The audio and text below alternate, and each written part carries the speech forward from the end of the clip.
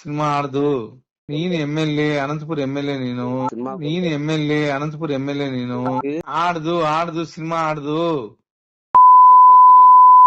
గురించి మాట్లాడతాడా? సినిమా ఆడదు అని చెప్పి చెప్పుకో.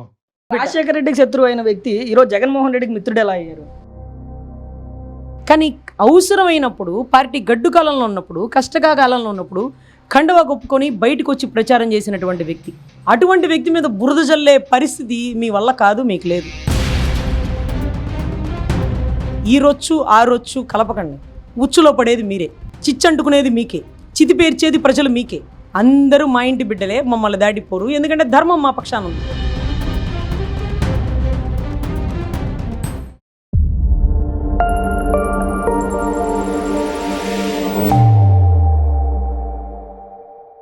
రజనీ గారు, ఈ మధ్యకాలంలో బాగా కాంట్రవర్సీ అయినటువంటి విషయం, ఒక ఎమ్మెల్యేకి ఒక ఎన్టీఆర్ ఫ్యాన్స్ మధ్య జరిగినటువంటి ఒక ఏదైతే కాల్ రికార్డింగ్ బయటికి రావడం వల్ల జరిగినటువంటి కొంత అనంతపురంలో జరిగినటువంటి విషయం పైన డైవర్టింగ్ పాలిటిక్స్ అనేవి ప్రస్తుతం నడుస్తూ ఉన్నటువంటి పరిస్థితులు చూస్తూ ఉన్నాం. దీనిపైన అసలు అంటే ఈ జరిగినటువంటి అంశం కానీ, జూనియర్ ఎన్టీఆర్ ఫ్యాన్స్ని రెచ్చగొట్టే విధంగా వైఎస్ఆర్సీపీ చేస్తున్నటువంటి పోస్టులు కానీ ఎలా చూడొచ్చు అంటారు? నమస్తే అండి. ముఖ్యంగా శత్రువుకి శత్రువు మిత్రుడు అన్నట్టుగా ఏదో కాన్సెప్ట్ స్టార్ట్ చేస్తున్నారు. ఇక్కడ ఎవరికి ఎవరు శత్రుత్వం లేదండి. సినీ రంగ ప్రవేశంలో RRR సినిమా ద్వారా ఒక పెద్ద అవార్డు గ్రహీత ఎవరైతే జూనియర్ ఎన్టీఆర్, నందమూరి వారి రక్తం. తను రాజకీయాల నుంచి దూరంగా తను అనుకున్న రంగంలో తను ఎదగాలని తపన పడుతున్నాడు, అంతకు మించి కష్టపడుతున్నాడు ఆ బిడ్డ.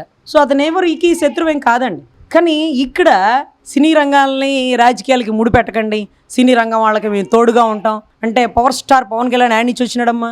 నీతో పాటు కలిసి నటించిన ముగ్గురు మోనగాళ్ళు చిరంజీవి గారి గురించి నువ్వెలా మాట్లాడినావమ్మా? సినీ రంగాలను రాజకీయం చేయొద్దంటావు కదా. మరి అంబటి రాంబాబు హరిహర వీరమల్లు ఫ్లాప్ అయ్యిద్ది, అది సినిమానే కాదు అని పేరు నాని వాళ్ళు కుక్క మురిగినట్టు మురుగుతుంటే మీరు సినిమాల మీద పడకండి, రేపు నా సినిమా వచ్చినా అలాగే ఫ్లాప్ అయ్యిద్ది అంటారా అని ఎందుకు అనలేదమ్మా? అంటే నీకైతే ఒక నీతి, పక్కనోడికైతే ఇంకొక నీతి. ఈరోజు ఒకవేళ ఎన్టీఆర్ గారిని అన్నారా కాల్ రికార్డింగ్ అని బయటకు తీస్తున్నారు, ఇది కూడా తమరి ప్రేరేపిత చర్య. ఎందుకంటే ఒకరికొకరు శత్రుత్వాలు పెట్టేసి మీరు లబ్ధి పొందే తాపత్రయంలో ఉన్నారు. మీరు పుష్ప 2లో కూడా చూసినాం. పుష్ప 2ని లేకపోతే అల్లు ఫ్యామిలీని, మెగా ఫ్యామిలీని ఏదో మధ్య గొడవలు కాంట్రవర్సీ చేసి అల్లు మావాడు లేకపోతే మెగా వాళ్ళు మీ వాళ్ళు అంటూ ఈ చీలికలు బాగికలు ఏంటి ఇవంతా? విభజించు పరిపాలించు అన్నట్టుగా బ్రిటిష్ వారు మీకు ఇచ్చి అప్పచెప్పిపోయినారా? సో సినీ రంగంలో అందరూ ఒకటేనండి. ఎవరికి అవసరం వచ్చినా అందరికీ మెగా అభిమానులు, అక్కడి నుంచి పుట్టినవారే. ఈరోజు జూనియర్ ఎన్టీఆర్ అభివృద్ధి పదంలో ముందుకు వెళ్తున్నాడు, తన సినీ రంగంగా ఎదుగుతున్నాడు, రాజకీయాల్లో అవసరమైనప్పుడు వచ్చినాడు, మళ్ళీ అవసరం అనుకుంటే వస్తాడు. తన స్థానం ఎప్పుడు అంతే ఉంటుంది, తన పాత్ర ఎప్పుడు అంతే ఉంటుంది, తన స్థాయి తన స్థానం ఎప్పటికీ తగ్గదు. మరో నందమూరి పేరు పెట్టుకున్నందుకు ఆయన స్థానాన్ని ఎప్పుడు ఎవరు తగ్గించజాలరు. సో దీన్ని కాన్సెప్ట్గా పెట్టుకొని రోజా గారు అంటారు, ఆ జూనియర్ ఎన్టీఆర్ తరపున నేను ఉంటాను, పవన్ కళ్యాణ్ గారి తరపున ఎందుకు లేవమ్మా? నటించలేదు కదా నువ్వుతో, ఆయన పక్కన హీరోయిన్ అంటే బాగా సూట్ అవ్వవు, అందుకే నటించలే. కానీ వాళ్ళ అన్న పక్కన నటించినావే, మరి అన్నని బురద జల్లుతున్నప్పుడు నువ్వే నోట్లో గడ్డి పెట్టుకున్నావా? మరి ఎందుకు ప్రస్తావించలా? ఎందుకండి మా బాస్ గురించి మాట్లాడతారు అనాలి కదా, బిగ్ బాస్ కదా, మరి నటించినారు కదా, చిందులేసారు బంతి చామంతి ఏదో కొన్ని పాటలకి. సో ఇటువంటి పరిస్థితుల్లో మీకు అవసరమైన వాళ్ళని అక్కురు చేర్చుకొని మీకు అక్కర్లేని వాళ్ళ మీద పసిపిల్లల్ని సైతం రేప్ చేస్తానన్న బోరుగడ్డ అనిల్ మాట్లాడుతుంటే ఎవరు గడ్డి పెట్టలేదా నీకు? సినీ రంగంలోకి ఆడబిడ్డలను తీసుకురావద్దు. నీకంటే ఆవిడెవరు, ఒక ఆవిడ రాజకీయాల్లో మాట్లాడుతుంది, శ్రీరెడ్డి, ఆవిడ నీకంటే వేంప క్యారెక్టరో లేకపోతే ఇంకో క్యారెక్టరో సైడ్ క్యారెక్టర్ వేసేది. నువ్వు అప్పుడప్పుడు హీరోయిన్ క్యారెక్టర్లు కూడా వేసినావు కదా. ఆవిడ చాలా అంటే ఉత్సాహంగా మాట్లాడింది. ఏమంటే తప్పు అది కరెక్ట్ కాదు, ఆడబిడ్డలు ఎందుకు లాగుతారు, పసిబిడ్డల గురించి ఎందుకు మాట్లాడతాను ఖండించింది. తమరు మాత్రం అత్యుత్సాహం అనమాట. అత్యుత్సాహంతో మీకు సంబంధించిన వాళ్ళు జూనియర్ ఎన్టీఆర్ మీ మనిషి ఎట్లా అవుతాడు? కష్టం వచ్చినప్పుడు ఇక్కడే ఉంటాడు. ఇప్పుడు తన పని తను చేసుకుంటున్నాడు. అవసరం అంటే రమ్మని చెప్పు, నువ్వు కండువా కప్పుకోమంటే కప్పుకుంటాడు అనుకున్నావా? మొన్న కూడా ఎవరో వచ్చాడు పాప, హరిహర వీరమల్లో జయసుధ గారి కొడుకు, వాళ్ళ ఇంటికి వెళ్ళిన పుసికను కప్పినాడు కండవా, ఇది ఇంటికి వెళ్ళిన వాళ్ళందరూ కప్పుతాడు కండవా. మాకేం తెలుసు, మేమెందుకు పార్టీలో చేరతాం, మాకేం పని, సినిమా వాళ్ళం ఏదో అమ్మ పలకరించి వద్దామని వెళ్తే అమ్మకి నాకు ఇద్దరు కప్పేసినాడు కండవా అని. సో అలా అలవాటు మీ నాయకుడికి వెళ్ళిన వాళ్ళకల్లా కండవా కప్పడం. కానీ అవసరమైనప్పుడు పార్టీ గడ్డు కాలంలో ఉన్నప్పుడు, కష్టకాలంలో ఉన్నప్పుడు కండువా కప్పుకొని బయటకు వచ్చి ప్రచారం చేసినటువంటి వ్యక్తి. అటువంటి వ్యక్తి మీద బురద జల్లే పరిస్థితి మీ వల్ల కాదు, మీకు లేదు. సినిమా ఇండస్ట్రీ మొత్తంలో కూడా మొన్నటి వరకు అంటే మొదటి నుంచి కూడా జూనియర్ ఎన్టీఆర్ ఫ్యాన్స్ని టార్గెట్ చేసుకుంటూ జూనియర్ ఎన్టీఆర్ ఫ్యాన్స్ని రెచ్చగొట్టే విధంగా వైఎస్ఆర్సీపీ చేసినటువంటి అనేక కార్యక్రమాలు మన కంటికి కనిపిస్తూ ఉన్నాయి. లోకేష్ యువగాలం పాదయాత్రలో చేస్తున్నప్పుడు ఫ్లెక్సీలు గొడవ కానీ, అసలోడు వచ్చే వరకు కొసలోడికి పండగ అని చెప్పి ఈ విధమైనటువంటి ఫ్లెక్సీ లోకేష్ పాదయాత్రలో ఇవ్వడం కానీ, లేదంటే జూనియర్ ఎన్టీఆర్ని వాడుకొని వదిలేశారు అని చెప్పి పదే పదే ప్రస్తావించడం కానీ, ఇలా అంటే ఏదైనా చిన్న ఇన్సిడెంట్ జరిగినా కానీ జూనియర్ ఎన్టీఆర్ ఫ్యాన్స్ రెచ్చగొట్టే విధంగా వైఎస్ఆర్సీపీ చేస్తున్నటువంటి పనులు చూస్తే జూనియర్ ఎన్టీఆర్ ఫ్యాన్స్ నిజంగా రెచ్చిపోయి అంటే వీటికి లోపడతారంటారా? 100% లోబడరండి. ఎందుకంటే రాజకీయాలు ఇంట్రెస్ట్ వేరు, ఏదైతే సినీ రంగం ఇంట్రెస్ట్ వేరు. అంత గొప్ప చిరంజీవి గారే ఈ రాజకీయాలు వద్దనుకొని వెనక్కి వెళ్ళి సినీ రంగంలో నిలబడుతూ తలబడుతూ ఈరోజు ఎంతోమంది యువతకు అవకాశాలు కల్పిస్తున్నటువంటి పరిస్థితి, యువతను ప్రోత్సహిస్తున్నటువంటి పరిస్థితి. ఒక్కొక్కరికి ఒక్కొక్క రంగం అంటే ఇష్టం. పవన్ కళ్యాణ్ గారు చెప్తారు, నా ఆదాయం కోసమే సినిమా రంగం, నాకు మాత్రం మనసంతా రాజకీయమే ఉంటుంది అంటూ ఆయన చేశారు. అందుకనే త్రిపులారు పాన్ ఇండియా దాకా వెళ్ళారు, కానీ పవన్ కళ్యాణ్ గారు పోలేకపోయారు కదా. తన కష్టం మొత్తం అక్కడ పెట్టాడు కాబట్టి ఆ స్థాయిలో కూర్చున్నాడు. రామ్ చరణ్ గారు తన కష్టం మొత్తం అక్కడ పెట్టారు కాబట్టి ఆ స్థాయిలో కూర్చున్నారు. వీళ్ళ కష్టం అంతా రాజకీయంలో పెడుతున్నారు.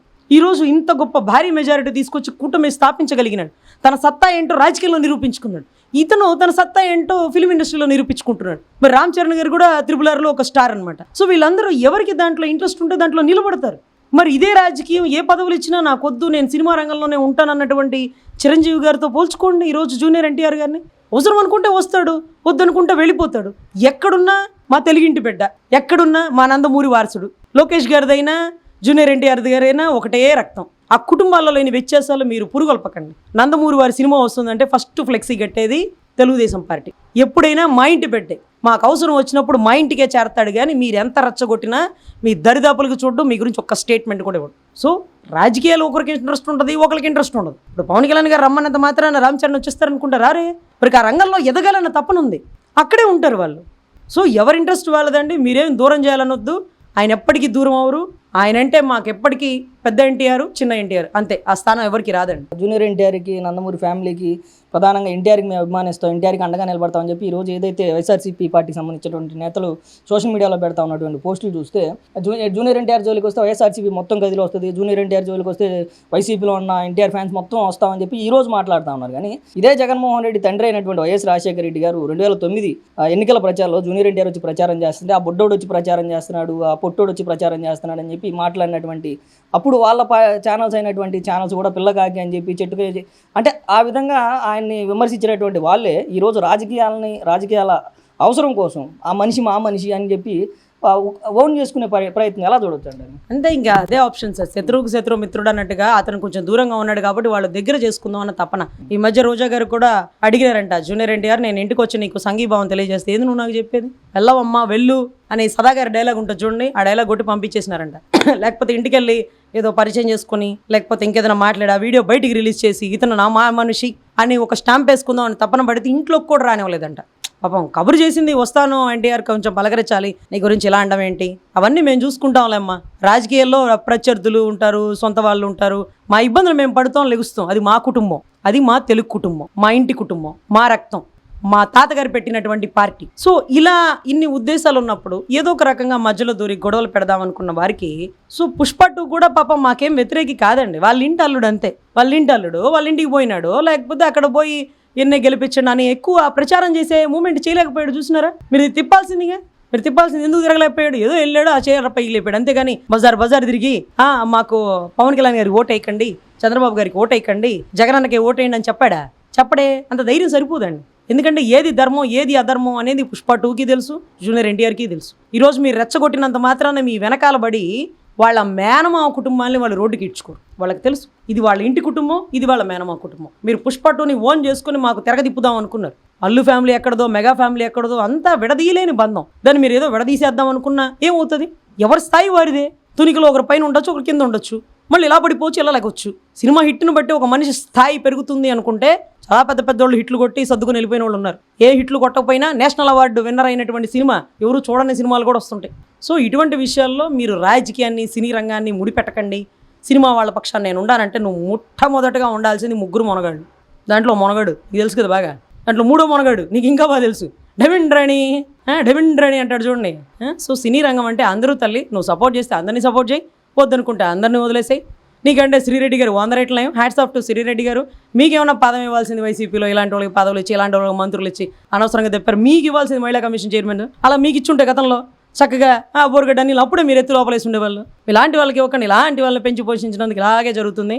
అయినా ఈ సూపర్ ఉమెన్ గురించి మనం చర్చించుకోవాల్సినటువంటి పరిస్థితి అయితే కాదండి.